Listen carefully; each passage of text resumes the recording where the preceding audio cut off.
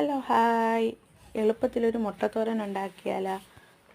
പെട്ടെന്നൊരു ടേസ്റ്റിൽ നമുക്കൊരു മുട്ടത്തോരൻ ഉണ്ടാക്കിയാൽ അതിന് ഞാൻ പാൻ അടുപ്പത്ത് വെച്ച് പാൻ ചൂടായപ്പോഴത്തേക്ക് എണ്ണ ഒഴിച്ച് എണ്ണ ചൂടായപ്പോൾ നമ്മൾ കടുക് ഇട്ടിട്ടുണ്ട് കേട്ടോ. കടുക് പൊട്ടിയപ്പോൾ ഞാൻ ഇഞ്ചി വെളുത്തുള്ളി പച്ചമുളക് പിന്നെ ചെറുതായിട്ട് അരിഞ്ഞൊരു സവാളയും കൂടി ഇട്ടിട്ടുണ്ട്. സവാള വാടാൻ വേണ്ടി ഞാൻ കുറച്ച് ഉപ്പും കൂടെ അതിനകത്ത് ഇട്ടിട്ടുണ്ട് കേട്ടോ. അങ്ങനെ നല്ല രീതിയിൽ ഞാൻ സവാള വാട്ടിയെടുക്കുകയാണേ. നല്ല രീതിയിൽ വാടണ്ട, ചെറിയ രീതിയിൽ വാടിയാൽ മതി കേട്ടോ. അപ്പം നമുക്ക് നല്ല ടേസ്റ്റിയിലൊരു മുട്ടത്തോരൻ. സാധാ അല്ല, ഇതിനകത്തൊരു പൊടിക്കൈയും കൂടെ ഉണ്ട് കേട്ടോ. അതിൻ്റെ ടേസ്റ്റും കാര്യങ്ങളൊക്കെ മുന്നിൽ നിർത്തുന്ന ഒരു പൊടിയും കൂടെ ഞാൻ ഇതിനകത്ത് ആഡ് ചെയ്യുന്നുണ്ട്. അതാണ് നമ്മൾ മുട്ടത്തോരത്തിൻ്റെ ഹൈലൈറ്റ് എന്ന് പറയുന്നത്. അപ്പം എന്താ മുട്ടയും കൂടെ ഞാൻ തട്ടി ഇതിനകത്ത് പൊട്ടിച്ചൊഴിച്ചിട്ടുണ്ട്. 4 മുട്ടയുടെ തോരനാണ് ഞാൻ ഉണ്ടാക്കുന്നത്.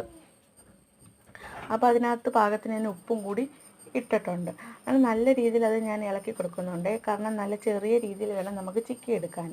അതിനാണ് നല്ല രീതിയിൽ നമ്മൾ ഇളക്കിട്ട് അങ്ങനെ നല്ല അടിപൊളിയായിട്ട് ചിക്കി വന്നിട്ടുണ്ട്. അതിനകത്ത് ഇനി നമുക്ക് മഞ്ഞൾപ്പൊടി കുരുമുളക് പൊടി ഇട്ട് കൊടുക്കണം കേട്ടോ. അതല്ല ഇതിൻ്റെ ഞാൻ പറഞ്ഞ ടേസ്റ്റ് കൂട്ടുന്ന പൊടി, ഇത് വേറൊരു പൊടിയാണ്. അപ്പോൾ മഞ്ഞൾപ്പൊടി ഇട്ട് കൊടുക്കുന്നത് നമ്മൾ കളറിന് വേണ്ടിയാണ്. പിന്നെ കൊണ്ട് ചെറിയ രീതിയിൽ കുരുമുളക് പൊടിയും കൂടി ഇതിനകത്ത് ആഡ് ചെയ്ത് കൊടുക്കും. അതിന് ശേഷമാണ് ഞാൻ പറഞ്ഞ പൊടി ഇതിനകത്ത് ആഡ് ചെയ്യുന്നത് കേട്ടോ. അപ്പോൾ അതാണ്ട് ഞാൻ മഞ്ഞൾപ്പൊടി ഇട്ട് കൊടുക്കുന്നുണ്ട്.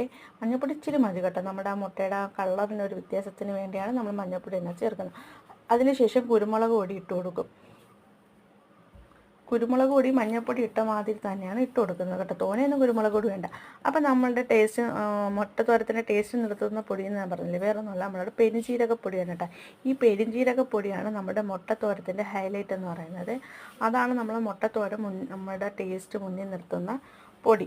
അപ്പോൾ ഈ പെരുംജീരകപ്പൊടി ഇതിനകത്ത് ഇടുവാണെങ്കിൽ മുട്ടത്തോരത്തിൻ്റെ ടേസ്റ്റും മണമൊക്കെ വേറൊരു ലെവൽ തന്നെയാണ് കേട്ടോ. ലാസ്റ്റ് ഇതിനകത്ത് ഞാൻ കുറച്ച് തേങ്ങയും കൂടെ ആഡ് ചെയ്യുന്നുണ്ട്.